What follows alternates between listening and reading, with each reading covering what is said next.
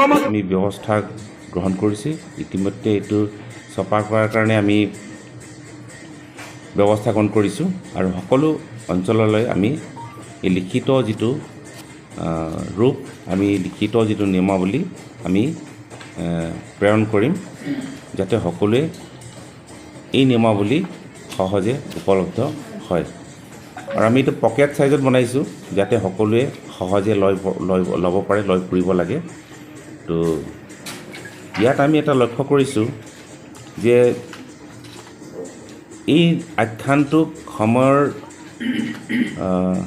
লগে লগে এই আখ্যানটো মিচিংসকলে পাহৰি পেলাইছে আৰু বিভিন্ন অঞ্চলত বিভিন্ন মতেৰে আলি আই লৃগাং উদযাপন কৰাৰ ফলত আলি আই লৃগাঙৰ যিটো মূল যিটো গুৰুত্ব, সেই গুৰুত্ব নাইকিয়া হৈ পৰিল আৰু এটা সময়ত গৈ আলি আই লৃগাং মাটিৰ পৰা মঞ্চলৈ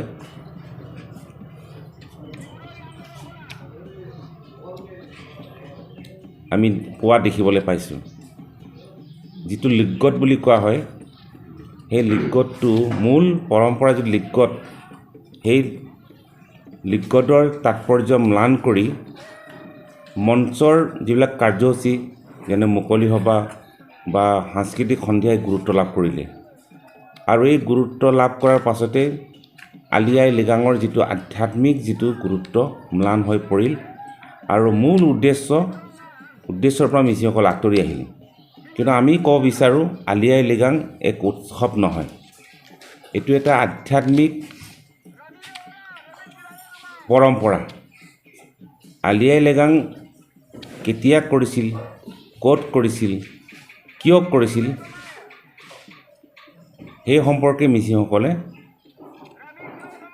পিছলৈ সময়ৰ